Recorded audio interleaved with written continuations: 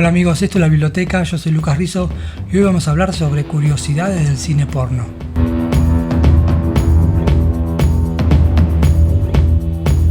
Bueno, antes que nada, si querés colaborar con este canal para que siga creciendo y todas las semanas siga habiendo material, podés colaborar. Abajo voy a dejar mi alias de Mercado Pago para los que quieran y puedan. Pero bueno, comencemos con el video.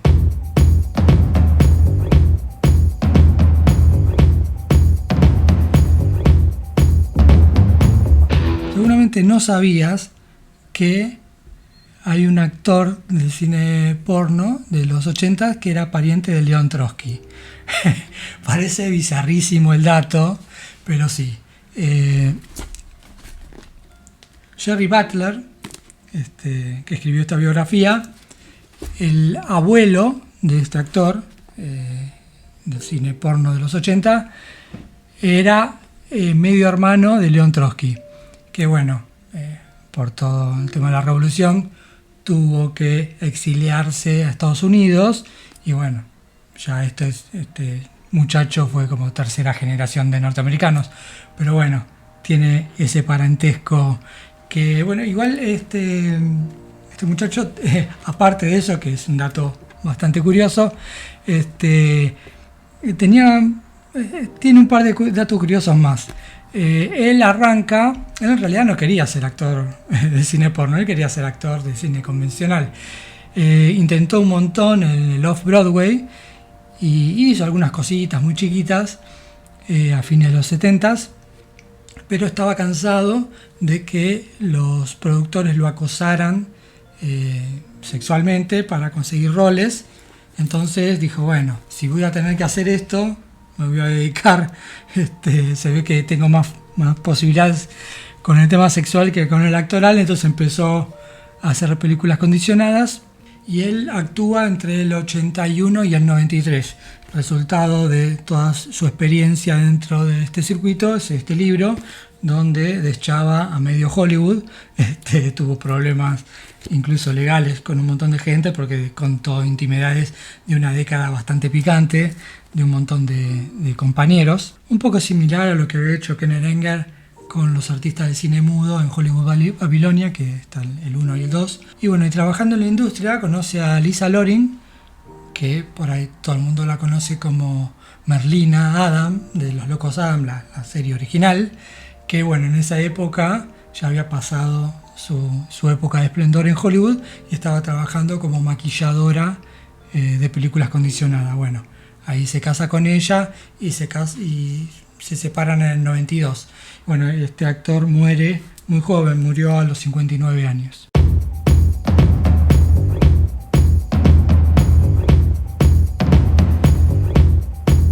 Como segundo dato curioso, quizás no sabías que la policía de Nueva York en los 70s filmó una película porno. ¿Cómo es esto? Me parece rarísimo cómo la policía va a filmar películas pornográficas así. Recordemos, hay que ponerse en el contexto histórico. En los 70s, pre-Giuliani, Nueva York era un caos. La gente masivamente se había ido a los suburbios y las ciudades habían sido como captadas por ladrones, vendedores de droga, prostitución. Bueno, si ustedes miran las películas de los 70, tipo Taxi Driver, etcétera, etcétera, van a ver una Nueva York muy sucia, oscura, marginal, con ratas por las calles. Bueno, a nosotros nos dio la mejor década de la historia del cine, con peliculones. Pero bueno, vivir ahí era medio complicado. Había una calle dedicada al cines pornos y a la prostitución, venta de droga, etcétera, etcétera. Era las 52 y 53. Bueno, los Ramones tienen un tema dedicado a eso. Y bueno, había mucho prostitución infantil y muchos locales de pornografía. Bueno, Crashing de Friedkin retrata un poco ese mundo. La cosa es que la policía no sabía cómo detener esto. Entonces En el 75, la Brigada de Moralidad dijo, bueno, para llegar a quienes hacen las películas porno, ¿por qué no hacemos una película porno? Una idea brillante.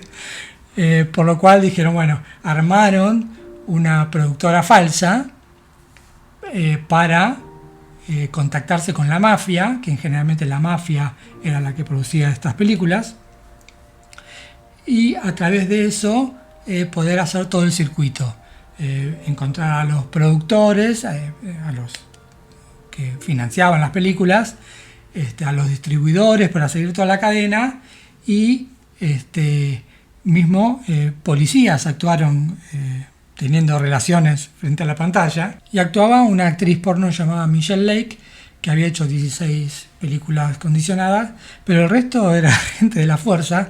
Algunos dicen que se filmó en una comisaría, se llama Keystone Porn, desde el 76. En realidad, más que un largo, es un mediometraje, dura 36 minutos, son varios loops, que en esa época también se estilaba filmar pequeños cortitos. Bueno, esto en un compilado, son 3 cortos juntos, que había costado $2.500, que a plata de hoy serían unos $11.000.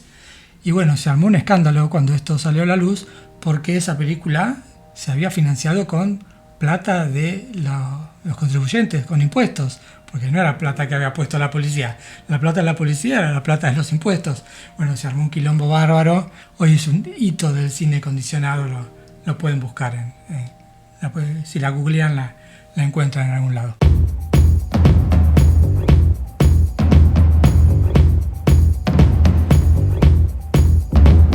Bueno, el tercer dato es de Calígula, la película de Tinto Brass del 79. Por ahí lo que todo el mundo no sabe de Calígula es que la versión que, por ahí la que todo el mundo ve hoy en día, no es la versión que Tinto Brass tenía en mente. Porque Tinto Brass no lo contrataron para hacer una película pornográfica. Lo contrataron para hacer un biopic, una película histórica sobre Calígula. Por eso contrataron a Peter O'Toole, Malcolm McDowell. Y ninguno de ellos sabía que iba a terminar participando en una película porno. Lo que pasó es que de día Tinto Brass filmaba la película que tenían acordado. De noche, los productores, la gente de la Penthouse, que era una revista que competía con la Playboy, filmaban escenas porno para después, cuando se terminara el rodaje, en la sala de edición, intercalarla entre las escenas que había hecho Tinto Brass. Tinto Brass se enteró tarde de todo esto, la película se terminó de filmar, nadie sabía lo que iba a pasar, y bueno, el productor es el dueño legal de la película, o sea que si el director no tiene el corte final, los productores pueden hacer lo que quieren. Entonces, los productores se agarraron, hicieron 2 versiones. La versión de Tinto Brass, o sea que sería el director cut, la versión del director, que esa no tiene escenas pornográficas.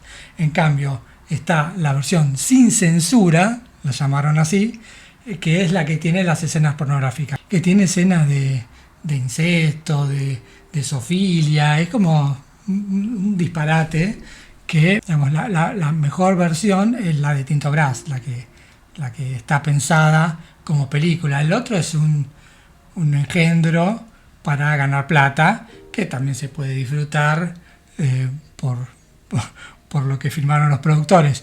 Pero si querés ver Calígula como fue pensada, tenés que ver la versión del director, porque Tinto Brass hasta ese momento no estaba considerado el director que hoy vemos que es Tinto Brass. Era un director artístico. De hecho, uno de los que se les propuso para hacer Duna, la versión que terminó dirigiendo David Lynch, fue Tinto Brass. Sus películas y cortos se estrenaban en festivales de cine-arte. Bueno, a partir de acá, él fue considerado como un director de cine erótico, medio porno, pero nunca hizo porno. Donde, bueno, para mí la mejor peli de esa etapa de Tinto Brass es La Llave, pero bueno, déjame en los comentarios si tenés alguna que te guste más o cuál es la que más te gusta de Tinto Brass. Pero bueno, esto es lo que pasó con Calígula.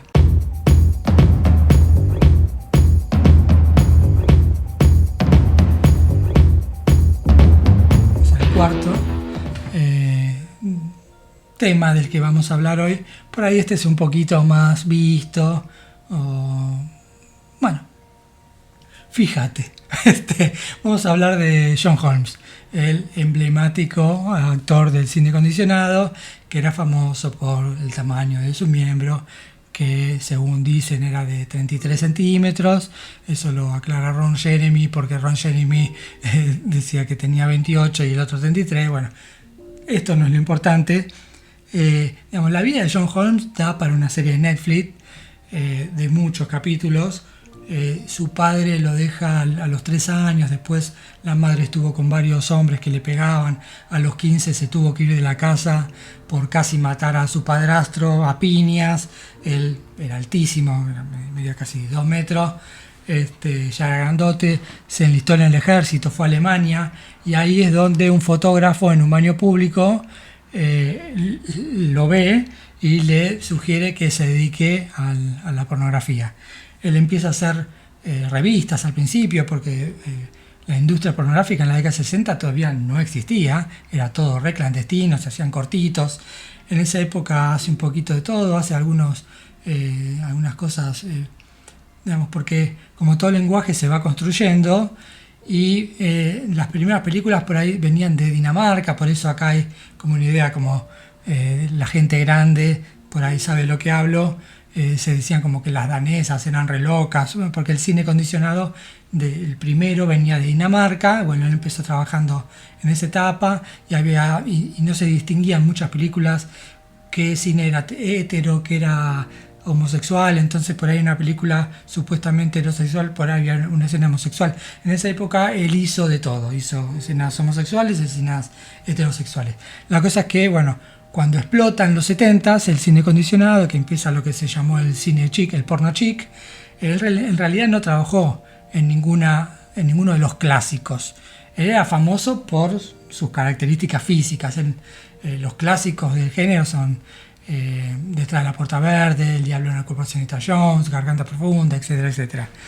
Él hizo una serie de películas de Johnny Watt que si vieron Boogie Night, ahí se adapta muy libremente la vida de John Holmes, y hay una parte donde muestran cómo hace este detective privado que tenía un éxito con las mujeres, al estilo Shaft, digamos. Bueno, la cosa es que en los 80 se empieza a complicar todo esto. Primero, él, bueno, empezó a ser adicto a la cocaína y se involucró con una pandilla que se llamaba Wonderland, porque paraban en la calle Wonderland. Hay una película muy buena con Val Kilmer, Wonderland, si la pueden encontrar, no debe ser muy difícil de conseguir, que trata sobre esto que estoy contando. Él está involucrado con esta pandilla, y él vendía droga. El tema es que consumía lo que vendía y no pagaba. Entonces, cuando lo empezaron a apretar esta gente, él deschavó a alguien que conocía, a Nash, un narcotraficante, que les comentó que en su casa tenía un montón de cosas de valor. Entonces entraron a robar. Nash lo apretó, él denunció a sus secuaces y los asesinaron a todos, y él estuvo involucrado, la policía lo buscó. Él colaboró para el FBI. Bueno, él era un tipo bastante, no era una buena persona. De hecho, estuvo lo denunciado por abuso a menores. Y esto cada vez iba empeorando su vida, porque tener esta adicción también hacía que su erección cada vez fuera más compleja, también por el tamaño. Irrigar tanto, se necesitaba mucha agua para apagar tanto fuego, necesitaba mucha sangre y no irrigaba bien. Entonces empezaba a tener menos trabajo en la industria, él estaba cada vez más involucrado en la droga, y bueno, en el 86 se entera que tiene HIV.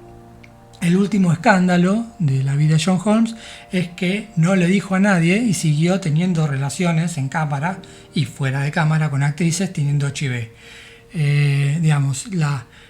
Lo más controversial fue cuando en el 87 hace una película con La Chicholina en Italia. Él va porque en Estados Unidos cada vez las puertas se le cerraban, más todos los problemas que tenía con los estupefacientes y todo. Bueno, se fue a Italia, hizo un par de películas y bueno, tuvo relaciones en cámara con la Chicholina y Tracy Adams, que era otra actriz norteamericana que se había ido también a trabajar en Italia. En su última película también la hace con esta Tracy Adams, que por suerte no contrajeron el virus.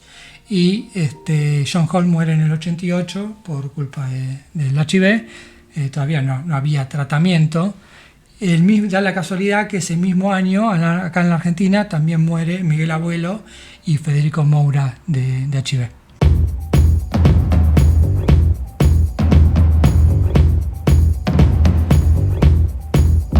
Y te voy a recomendar, si no la viste, si te interesa la historia del cine y el tema de subgéneros y estas cosas, esta peli, Prohibido X, en realidad en inglés que se llama X nada más, que la dirige Emilio Esteves, famoso actor de los 80s, que actúa con su hermano, Charlie Sheen, que es el biopic de los hermanos Mitchell, los que dirigieron Detrás de la Puerta Verde, un clásico de cine acondicionado, que es no hay tantas películas que retraten la historia del cine acondicionado.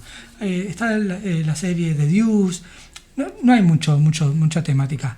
Pero esta es muy buena. Si no la viste y la podés conseguir, no sé si debe ser muy fácil de conseguir, pero bueno, Boogie Night quizás es la mejor de todas, pero fuera de Boogie Night, esta es muy buena. Bueno, esto es todo por hoy. Si te interesa que hablemos también de otros géneros, aparte de lo que venimos hablando, déjame en los comentarios qué subgéneros o cosas te interesan y vamos viendo. Bueno, si te gustó el video, te voy a pedir que le des un like, te suscribas, le des a la campanita, así te avisa cuando sale el próximo video. Y como les digo siempre, nos vemos en la próxima.